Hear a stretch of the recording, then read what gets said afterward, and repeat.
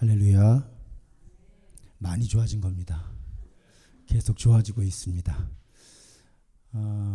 제가 몇 년 전에도 목이 안 좋았을 때가 있었어요. 계속 잔기침이 나고 목이 불편한 거예요. 제가 감기인가 보다 하고 집에 보통 이렇게 돌아다니는 옛날 감기약들 있잖아요. 그러니까 이제 제가 스스로 진단을 내리고 또 나름 또 학교 다닐 때 배웠다고 약 성분명 보면서 이제 코약은 코약대로 분류해서 먹고 이제 그렇게 한 거예요. 안 나는 거예요. 계속. 그래서 할 수 없이 이제 병원에 갔는데 병원 의사 선생님이 그때 당시에 저에게 내린 처방은 역류성 식도염이었습니다. 그러니까 지금은 감기예요. 너무 황당했던 거죠. 왜냐하면 그냥 목이 안 좋으니까 저는 호흡기 문제라고 생각하고 코와 목에 좋은 약을 계속 먹었던 거예요. 근데 사실은 역류성 식도염이니까 이건 전혀 다른 계통의 문제죠. 우리 이렇게 진단이 잘못 내려지면 이 치료가 안 되는 거죠. 이런 예가 또 한 가지 생각이 났는데 우리 2002년 월드컵 때 이제 월드컵을 준비하기 위해서 이제 히딩크 감독을 모셔온 거죠. 근데 그때까지만 해도 저도 우리나라 축구팀은 체력은 좋은데 기술이 부족해서 축구를 못한다 이렇게 생각을 하고 있던 거예요. 그런데 히딩크 감독이 와서 선수들을 쭉 테스트를 해보더니 대한민국 축구팀은 체력이 떨어져서 기술 발휘를 못하는 거다. 전문가들하고 거꾸로 진단을 내린 거예요. 그러니까 막 제 기억에는 이렇게 논란이 많았어요. 어떤 분들은 그런 말도 했어요. 히딩크 감독이 한글을 모르고 한국말을 몰라서 여기서 감독을 한 거지 만약에 한글을 알고 한국말을 알았다면 감독 못하고 짐 싸서 갔을 거다. 근데 여러분 우리가 그 결과를 알잖아요. 우리나라가 4강까지 올라갔고 그때 발탁된 체력 때문에 발탁된 선수 가운데 하나가 박지성 선수죠. 결국은 세계적인 축구 선수가 됐죠. 프리미어리그까지 진출하고.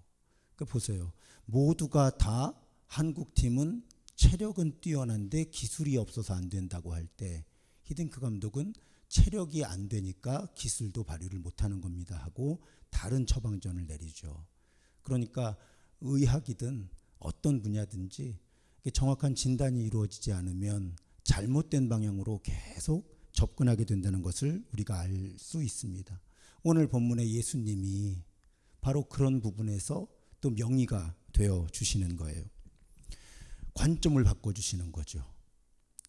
예수님 일행이 길을 가다가 날 때부터 앞을 못 보는 장애인을 만난 거예요. 제자들은 질문합니다. 이 사람의 이 시각 장애가 누구의 죄 때문입니까? 왜요? 이 당시 사람들의 관점에서는 병, 특히 심각한 장애는 전부 죄 때문이거든요. 그러니까 이 사람의 죄 때문이에요. 그런데 언제부터 앞을 못 봤다고요? 날 때부터. 그러면 응애하고 나오는 아기가 무슨 죄를 지었겠어요?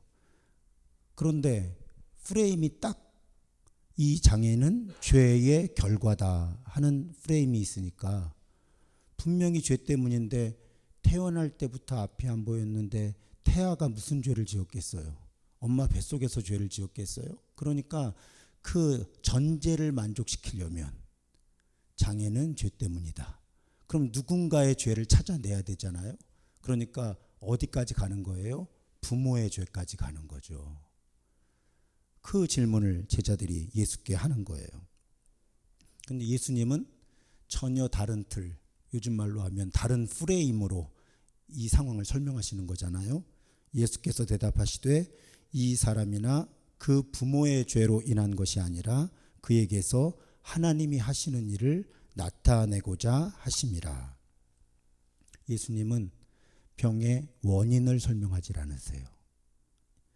하나님께서 하시는 일을 나타내고자 하심이라. 이건 사실은 병의 원인에 대한 얘기가 아니라 지금부터 일어나는 일에 대한 설명이라는 말씀이죠. 그러시면서 무슨 일을 하십니까? 하여튼 침 많이 사용하세요. 이번 시리즈 들으시면서 깨달으시죠? 예수님이 침 진짜 많이 사용하셔요. 자, 침하고 진흙하고 섞어서 눈에 발라주고는 이걸 가지고 실로암 연못에 가서 그물로 씻어라, 이렇게 말씀을 하시는 거죠. 그렇게 그 장애인이 눈을 뜹니다. 그러면 이 사람을 통해서 하나님이 하시는 일이 무엇일까? 단지 태어날 때부터 앞을 못 보던 사람의 시력이 회복되는 것이 이 사람을 통해 하나님이 하시려고 한, 또 하나님이 하신 일인가? 우리 이 부분을 조금 더 살펴볼 필요가 있습니다. 이야기가 여기서 끝나질 않아요. 이 사람의 이야기가 사실은 이 장 전체를 걸쳐서 이어집니다. 그러니까 예수님도 성경도 뭔가 이 사람을 통해서 하나님이 하시려고 하는 일에 대해서 더 설명이 필요한 거예요. 단지 눈을 뜬 그 부분만 하나님이 하시는 일이 아니라는 거죠. 이날이 안식일이었습니다. 안식일에 앞을 못 보던 사람이 눈을 뜨게 됐어요. 당연히 바리새인들을 자극하죠. 바리새인은 이 사람 불러다가 질문, 사실상 신문에 가까운 질문을 합니다. 경위를 밝혀보라는 거예요. 예수라는 사람이 눈을 뜨게 했다. 자, 바리새인들이 원하는 대답이 아니에요. 그러니까 부모를 불러오죠. 바리새인들의 목표는 분명합니다. 트집을 잡으려고 하는 거예요. 예수께서 이 사람의 눈을 뜨게 한 그 능력을 부정해야만 합니다. 어떻게든. 그러니까 부모까지 데려다 압박을 하고요.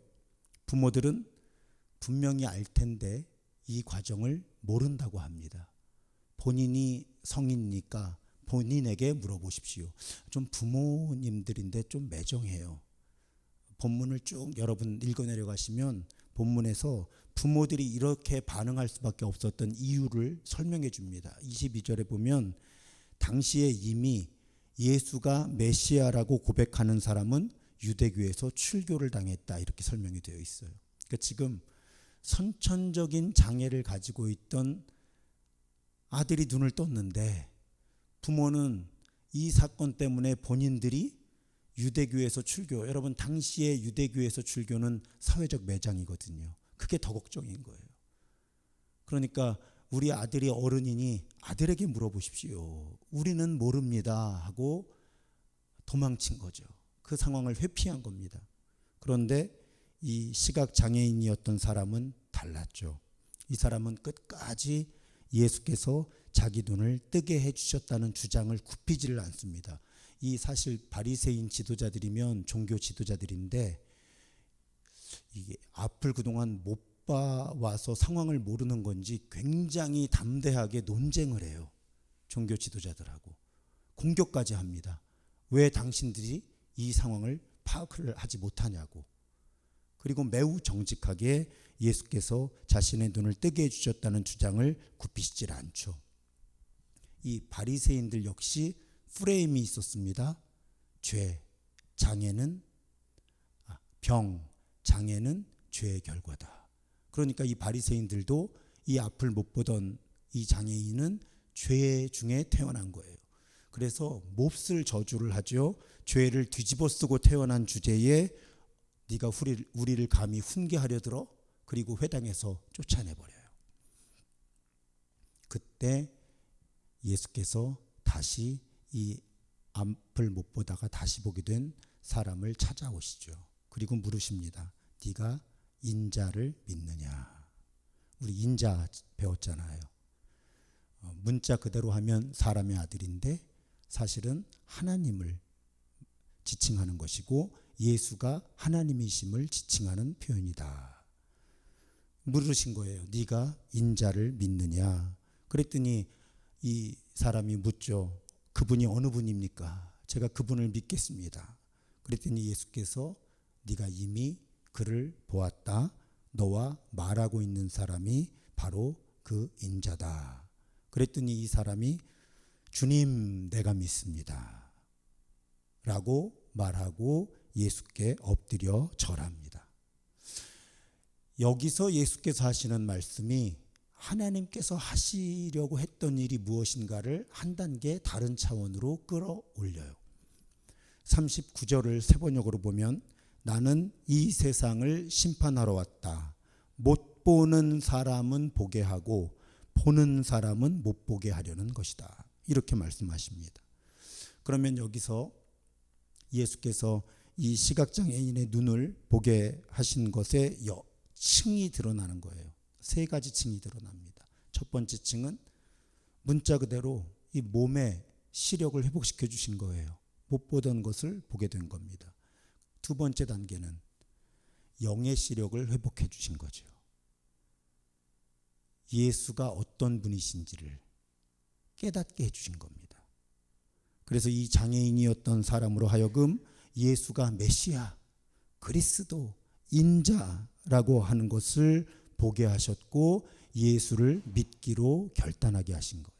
그것이 이 사람을 통해 하나님께서 하신 일의 두 번째 차원이에요. 그런데 세 번째 차원이 또 있죠.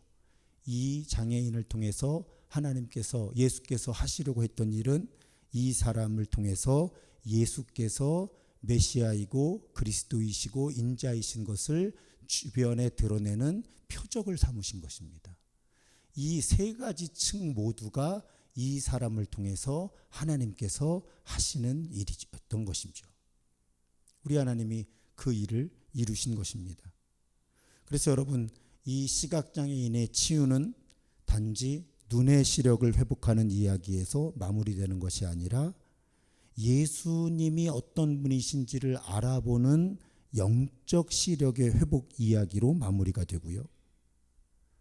그래서 예수께서는 이 시각장애인의 눈을 뜨게 하시면서 예수가 그리스도이심을 보는 진정한 영적 시력을 회복시켜 주신 거고요. 그리고 예수님이 어떤 분이신지를 세상에 증언하는 표적을 삼아 주신 거죠. 그것이 예수께서 말씀하신 하나님이 하시는 일, 이 날 때부터 앞을 못 보던 이 비극의 주인공을 통해서 하나님께서 하시는 일입니다. 그러면 이 사건이 우리에게 주는 교훈이 무엇일까? 몇 가지 정리해 볼 수 있습니다. 우선은요, 제가 가끔 이런 틀로 말씀을 드려요. 우리에게 어떤 어려움이 있을 때 그 이유에만 집착하지 마시라고 제가 그렇게 부탁을 드릴 때가 많습니다. 물론 여러분, 정확한 진단이 이루어져야 정확한 치유와 회복이 이루어지는 것도 맞아요. 하지만요, 여러분 가만히 생각해 보세요. 우리에게 일어나는 많은 일들은 사실 그 이유를 규명하기가 쉽지 않습니다. 한두 가지로 이유가 드러나지 않는 일들이 너무 많이 일어나요. 좀 극단적인 예를 들어보면요, 평소에 건강관리를 잘해왔는데 암에 걸리기도 하고요. 건강관리를 잘해왔는데 갑자기 뇌출혈이나 뇌경색이 오기도 하잖아요. 그럼 원인을 어떻게 파악하겠냐는 거예요. 또 나는 아무 잘못이 없는데 운전을 하고 가다가 음주운전 차량의 피해자가 되기도 하고 뭐 급발진 사고가 나기도 하고 그 이유를 어떻게 규명하겠느냐는 거예요. 그러다 보니까 우리 그리스도인들이 굉장히 어려운 상황이 무엇인가 하면 또 우리 그렇게 들었잖아요. 하나님과의 관계 가운데 모든 것을 해석하라고. 이것이 우리에게 2차 가해가 되는 거예요. 내가 하나님께 뭘 잘못했길래 이런 병에 걸렸나? 내가 하나님께 뭘 잘못했길래 이런 사고를 당했나? 여러분, 그런데 저는 과학을 했잖아요. 하나님께서 특별히 분별을 하도록 돕지 않으시면 알 수 없습니다. 그저 불안하기만 한 거예요. 계속. 나에게 왜 이런 일이 생겼을까? 나에게 왜 이런 일이 생겼을까? 근데 여러분, 과학적으로 생각해 보시면 이유를 알 수 없고요. 더군다나 어떤 사건이 일어나면 그 사건은 나한테만 일어난 사건이 아니잖아요. 그 사건에 연결된 수많은 사람들이 있는 거예요. 그런데 우리는 그렇게 생각하는 훈련을 받지 못했기 때문에 계속 다 내 잘못인 것 같은 거예요. 그러니까 근본 없는, 이유 없는 죄책감과 수치심까지 우리를 괴롭히게 되는 거예요. 이유가 뭔가를 계속 캐묻다가 성경에서 가장 큰 피해자가 욥. 알 수 없으면 알 수 없다고 하면 되는 걸. 그 친구들이 이유를 규명하겠다고 달려들어서 2차 가해, 3차 가해, 4차 가해를 하는 거죠. 돌아가면서. 모르는 건 모르는 대로 놔두는 게 영성이라고 제가 말씀을 드리죠.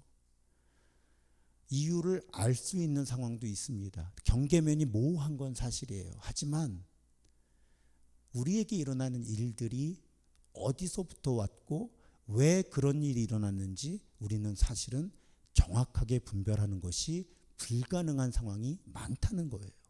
그럴 때는 그냥 모르는 건 모르는 걸로 놔둬야지. 자꾸 답을 얻으려고 하니까 이건 유전이니까 엄마 아빠 탓이고 이렇게 되는 거예요. 이게 문제니까 이거 탓이고 사실은 아무 도움도 되지 않는 거죠. 아무 도움도 되지 않는 거예요. 그런 상황을 우리들이 스스로 자초할 이유가 없다는 거죠. 그래서 여러분, 병이나 이유가 분명하지 않은 어떤 고난 속에서 우리는 그 이유를 규명하기보다는 지금 우리가 무엇을 어떻게 해야 하고 할 수 있느냐에 주목해야 한다는 거예요. 이유를 분별하려고 하는 단계가 있어요. 이 단계를 지나가야 되는 거예요. 머물러 있으면 안 되는 거예요. 이유를 고민하고 알아보고 기도하면서 분별하고 그 단계에 너무 오래 머물러 있으면 도움이 되질 않습니다. 하나님의 뜻도 아니에요. 그 과정을 어느 정도 통과하면 지금 우리가 무엇을 어떻게 해 나가는 것이 우리를 통해 나를 통해 하나님의 뜻이 드러나는 것인가라는 질문을 바꿔야 된다는 거예요. 관점을 바꿔야 된다는 거예요. 이 사람 날 때부터 못 보던 것이 이 사람의 죄 때문입니까? 부모의 죄 때문입니까? 라는 질문을 빨리 바꿔서 지금 이 사람을 통해 하나님께서 하시려고 하는 일이 무엇인가를 질문할 때 예수께서는 그 일들이 드러나게 하신 거죠. 우리에게도 마찬가지라는 말씀이에요. 지금 내가 왜 이런 병에 걸렸는지, 내가 왜 이렇게 사고를 당했는지, 왜 우리 가정에 이런 일이 생겼는지 알 수 없을 때 질문을 바꿔서 그렇다면 우리 가정이, 우리 교회가 지금 무엇을 어떻게 하는 것이 지금 이 상황 속에서 우리 가운데 또 나에게 하나님께서 하시는 일이 드러날 수 있을까? 여러분, 관점을 그렇게 바꾸면 놀라운 일이 우리에게 일어날 수 있습니다. 그 문제가 해결되든 해결되지 않든 우리에게서는 하나님께서 하시는 일이 드러날 수 있게 되는 거예요. 그러면 치유가 일어나는 겁니다. 치유는 치료가 일어나지 않아도 일어나는 현상이라고 말씀드렸잖아요.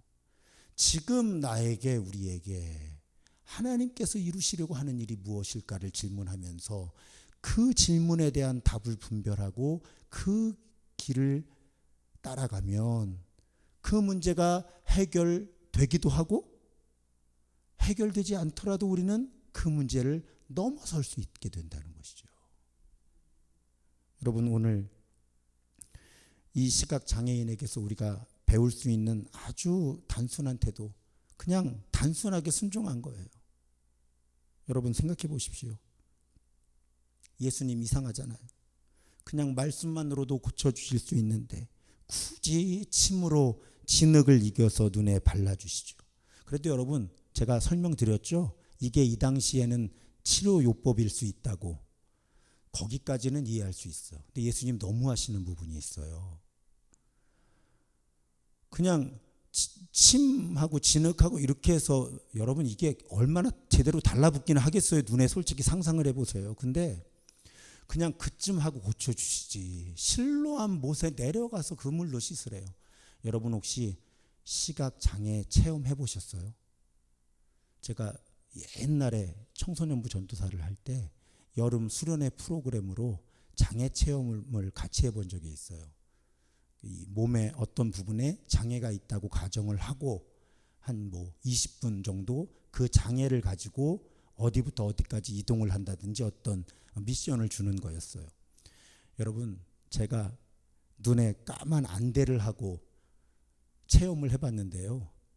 한 발자국 옮기는 게 얼마나 불안한지 몰라요. 정말. 물론 옆에 다 2대1로, 그러니까 한 번은 이 사람이 장애인이 되고 옆에서 도와주고, 시간이 지나면 도와주던 사람이 장애인이 되고 장애인의 역할을 했던 사람이 도우미가 되고, 이제 이렇게 하는 거였는데, 아주 짧은 거리를 이동하는 것도, 옆에 누가 붙잡아 주는 것도 앞을 못 보는 사람에게는 여간 어려운 일이 아니더라고요. 이동하는 것 자체가. 그런데 지금 앞 못 보는 사람, 침으로 이긴 진흙 눈에 붙여놓고 이걸 그 연못에 가서 씻으라고 하면 이 사람이 얼마나 힘들겠어요. 예수님 왜 그러셨을까요? 이 사람이 예수님 말씀에 순종하는 걸 보게 하신 건지, 제가 이 말씀을 묵상한 가장 적절한 대답은 저의 개인적인 대답이에요. 지금 안식일이라고 말씀드렸잖아요. 예수께서는 바리새인들과 율법학자들에게 좀 시비를 걸고 싶으셨던 것 같아요. 그래서 많은 사람에게 이 사람이 눈을 뜨게 하는 장면을 노출시키기 위해서, 원래 앞 못 보는 사람인 거 사람들이 알 거 아니에요, 대충. 그런데 그러니까 그냥 걸어가게 하면 안 돼요. 이상한 거 붙여놓으면 사람들이 볼 거 아니에요. 쟤 왜 저래 하고. 저 사람 눈에 뭐 바른 거야? 이러고 볼 거 아니에요. 보는데 이 사람이 주춤 어디로 가요? 실로암 목가로 간단 말이에요. 도움도 받았겠죠? 근데 거기 가서 그 물로 눈을 씻으면서 눈을 본다는 거죠.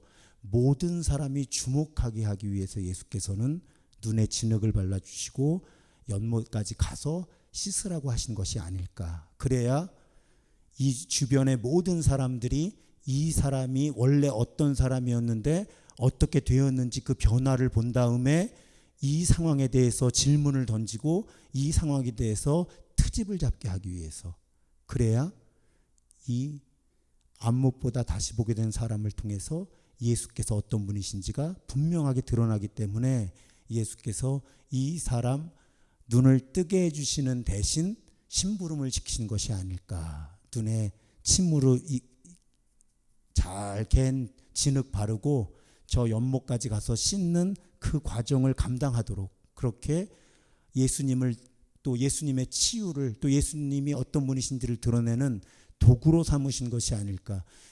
이 설명이 제가 혼자 고민한 것 중에 가장 적절한 설명이에요. 여러분 그럴 듯 하시죠? 더 좋은 생각 있으면 좀 알려주세요. 다음에 이 본문 가지고 설명할 때는 그 설명으로 써먹게. 여러분, 하지만 이 장애인이었던 사람의 입장을 생각해 보시면 우리 이런 적용을 해볼 수가 있습니다. 때로는 하나님이 우리가 원하고 기대하는 방법으로 우리를 인도하시지 않을 때가 있는 거예요. 우리 병에 걸렸거나 다쳤거나 혹은 경제적으로 어려움을 당하거나 관계에 어려움이 있거나 어떤 어려움이 있을 때 우리가 기대하는 건 뭐예요? 기도 한번 뜨겁게 하면 이렇게 풀렸으면 좋겠다. 또 옛날에는 집회 가면 왜 그렇게 마치 그렇게 될 것처럼 강사 목사님이나 기도 인도하시는 분들이 그렇게 얘기했는지, 제가 그래서 청소년 때 수련회를 안 가기 시작했다니까요. 너무 허무해서. 기도원에만 가면 다 된대. 근데 일상으로 돌아오면 변한 게 아무것도 없어. 거기 지쳐갖고 제가 수련회를 안 따라다니기 시작했거든요. 때로는 우리의 기대와 하나님이 우리에게 기대하시는 게 다른 거예요. 그런데 오늘 이 앞 못 보는 사람처럼 이해하기 어렵고 불편하고 힘든 이 일을 하나님이 우리에게 맡기셔도 그대로 순종할 때 우리에게 하나님의 일이 이루어질 수 있다는 거죠. 우리 입장에서의 지름길과 쉬운 방법, 편한 길이 아니라 하나님께서 우리에게 하나님의 일을 드러내시기 위해서 우리에게 걷게 하시는 그 길을 걸을 때 때로는 마음에 들지 않고 불편하고 힘들어도 결국은 그 길을 다 통과할 때 하나님께서 우리에게 기대하기 어려운 좋은 일들을 이루어 주실 수 있다.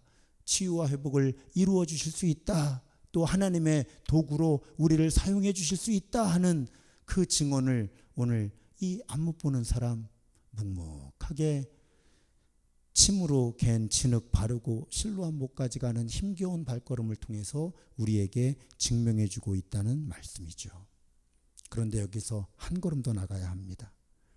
오늘 이 사건이 우리에게 주는 사실은 가장 중요한 교훈은 예수님을 만나는 것이 궁극적인 치유의 길이 열리는 거라는 고백이죠. 거기까지 이 시각장애인이 간 겁니다. 예수님께서 눈만 뜨게 하고 바리새인들에게 시비를 걸게 하는 역할을 감당하게 하시고 그냥 사라져 버리시지 않았잖아요. 이 사람이 지금 회당에서 쫓겨난 거예요. 그런데 예수께서 찾아오셨어요. 여러분 아까 말씀드렸잖아요. 당시에 회당에서 쫓겨나는 건 사회적인 격리, 왕따, 모든 사회적 안전망에서 제외되는 걸 의미했는데 그 상태의 이 장애인에게 예수님 찾아오셔서 예수님이 어떤 분이신지를 일깨워 주시고 예수님과의 새로운 관계를 시작하도록 도우셨잖아요. 그러니 여러분 이분은 그냥 거친 속어로 땡 잡은 거죠. 날 때부터 아무것도 못 보던 사람이 눈을 뜨게 됐는데 그 다음에 이 유대교로부터 축출된 걸 알면서도 당당하게 자신에게 일어난 일을 증언했더니 예수께서 외면하지 않으시고 회당에서 쫓겨난 사람 찾아오셔서 내가 인자다. 내가 인자다. 그렇게 선언해 주시고 완전한 구원, 그냥 몸에 눈만 뜬 게 아니라 완전한 구원, 영원한 생명을 선물로 주신 거죠. 사랑하는 여러분, 우리 자신에게 그리고 우리가 기도하는 다른 사람에게 일어날 수 있는 궁극적인 치유와 회복은 결국 예수님이 어떤 분이신지를 발견하고 그 예수를 따라 살기로 결심하는 일이에요. 이게 안 되면 여러분 사실은 제가 가끔 수요 치유 예배지만 좀 허무한 말씀 드리잖아요. 우리 어차피 다 생로병사의 길을 걷습니다. 병이 나을 수 있어요. 하지만 다른 병 또 올 수 있잖아요. 아무 병 안 걸려도 나이 들어 약해지잖아요. 그리고 언젠가는 이 땅에서의 삶을 마칠 거잖아요. 그래서 여러분 제가 이 수요 치유 예배를 이끄는 가장 중요한 의도 가운데 하나가 뭡니까? 치료에 초점을 맞추지 말고 치유에 초점을 맞추자. 오늘 이 시각장애인은 치료가 일어났어요.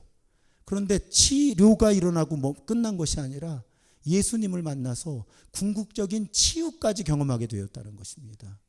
우리가 구해야 하는 건 바로 그 단계까지 나도 끊임없이 그 길을 걷고 우리가 치유와 회복을 위해 기도하는 그 누군가도 끊임없이 예수가 어떤 분이신지를 깨닫고 그분이 우리에게 이루셨고 이루고 계시고 이루실 일 마라나타, 그 소망 우리 지난 주일에 나누었잖아요. 그 소망을 품도록 돕는 것, 그것이 여러분 우리가 누군가의 치유와 회복을 위해서 기도할 때 절대로 놓쳐서 안 되는 부분이라는 거예요. 절대로 놓쳐서는 안 되는. 이해가 되시죠? 목이 쉬어도 메시지는 전달이 됩니다. 너무 중요하니까 다시 말씀드릴게요. 예수님이 어떤 분이신지를 알게 되고 그분을 신뢰하면서 그분을 따라 살고 그분을 닮아 살아가는 그 과정 자체가 궁극적인 치유와 회복이며 구원이라는 걸 내가 확실히 믿고 나 자신 또 내가 위에서 기도하는 다른 사람들도 아프고 힘들고 고난 속에 있을 때 그분들의 문제 해결을 위해서도 기도하지만 그분들 곁에서 그분들이 예수님이 어떤 분이신지를 알아가고 닮아가고 따라 사는 그 길을 걸을 수 있도록 함께하는 것, 그것이 우리 그리스도인들의 몫이다 하는 말씀이에요.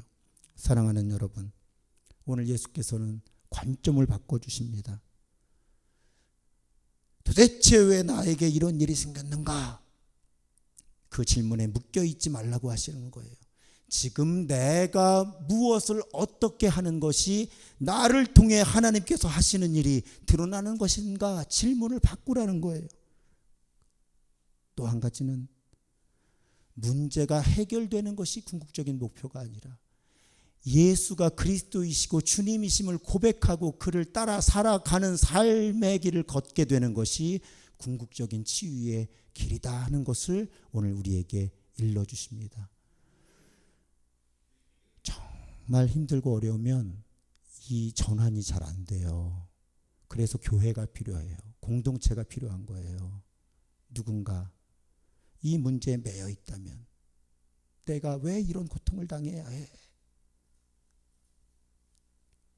또 문제 해결이 궁극적인 답인 것처럼 여기고 있다면 공동체에서 주변에서 도와드려야 되는 거예요. 빨리 관점을 전환하도록, 지금 무엇을 어떻게 하는 것이 당신에게, 당신을 통해 하나님의 하시는 일이 나타나는 것일까? 그 질문을 던지고 같이 고민하고 기도해 드리는 것.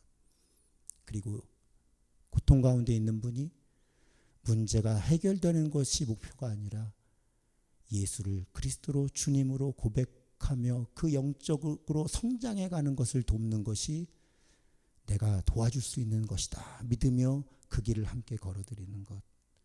우리 교회가 그렇게 끊임없이 하나님께서 이루시는 일에 대한 관점을 바꾸는 사람들로 가득한 교회가 되기를 주님의 이름으로 축복합니다. 기도하겠습니다. 하나님 감사합니다. 날 때부터 앞을 못 보던 사람이 보게 됩니다. 하지만 이 사고를 통해, 이 사건을 통해 주님께서 일깨워 주시는 것이 있습니다. 이 문제가 누구의 죄 때문일까 질문하지 말게 하시고, 지금 내가 어떻게 무엇을 하는 것이 나를 통해 하나님의 일이 이루어지는 것일까를 질문하게 하여 주옵소서. 문제 해결에만 집중하는 사람들이 아니라 문제 넘어 계신 그리스도를, 주님을 고백하고 주님을 따라 살기로 결심하고 그렇게 살아내는 우리, 또 곁에서 그 과정을 돕는 우리가 더욱 되게 하여 주옵소서. 그렇게 이루실 줄 믿사오며 우리 구주 예수 그리스도의 이름으로 감사하며 간절히 기도드립니다. 아멘.